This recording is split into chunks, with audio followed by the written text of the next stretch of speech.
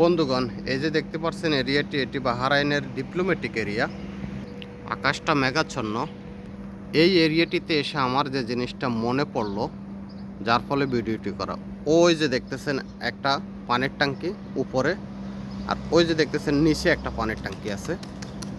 আমার হিসাব মতে এই নিচের পানির ট্যাঙ্কিটা করতে যে টাকা ব্যয় করছে, যে টাকা খরচ হয়েছে, আর ওই উপরে ওই পানির ট্যাঙ্কিটা করতে ওইখানে দুইটা পানির ট্যাঙ্কি, নিচের পানির ট্যাঙ্কির চাইতে, এই যে নিচের পানির ট্যাঙ্কির চাইতে উপরের পানির ট্যাঙ্কিটা করতে কয়েক গুণ বেশি টাকা খরচ গেছে। যেমন উদাহরণ, নিচের পানির ট্যাঙ্কিটা করতে যদি 1000 টাকা খরচ হয়, উপরের একটা পানির ট্যাঙ্কি করতে 5000 টাকা খরচ গেছে। তাহলে এখানে 5000 টাকা খরচ করার কারণ কি? অবশ্যই কারণ আছে। আমি আবারও দেখাচ্ছি এটার আশপাশের বিল্ডিংগুলো। এই হলো ট্যাঙ্কিটার আশপাশের বিল্ডিং।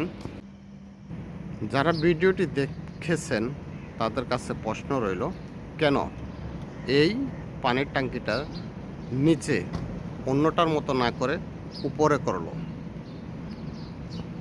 এর বৈজ্ঞানিক কারণ কি? সব ভালো থাকবেন। আল্লাহ হাফেজ। আসসালামু আলাইকুম রহমতুল্লাহ।